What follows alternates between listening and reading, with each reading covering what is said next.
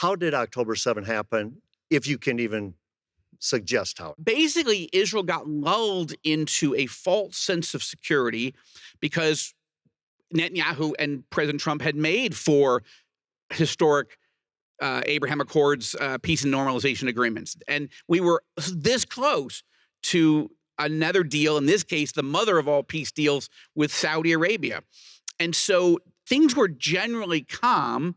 And even Hamas had been sending false signals that they were a little overwhelmed and they just didn't want a conflict. And we were blindsided, and it was so brutal. Let me try to insert, and I don't want to steer the interview, but every mission seeks an opportunity.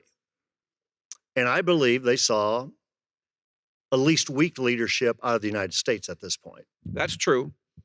And now they see very strong leadership in the United States at this point.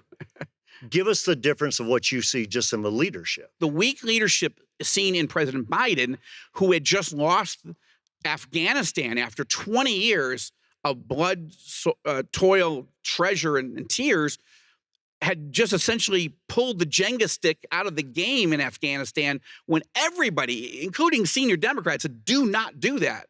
Don't pull U.S. forces out at that moment. He did it. Afghanistan collapsed. The Taliban took over. And so now it was open season. And so Russia went into Ukraine. Iran attacked us from 7 directions. And we just feared that China would go after Taiwan and try to take over the Pacific. But thank God that has not happened yet. So what I saw with my friends in Israel is that there was just a renewed resolve to get rid of Hamas after October 7th. They're like, we're going to uproot it once and for all. And I even think when they went in without the United States basically sanctioned them to go in, kind of like, no, we're going to take care of business. Iran is weakened. Hamas is decimated. Hezbollah is decimated. Here's our opportunity. I think President Trump saw how strategic Israel was in taking out key leaders and that their intelligence was really good.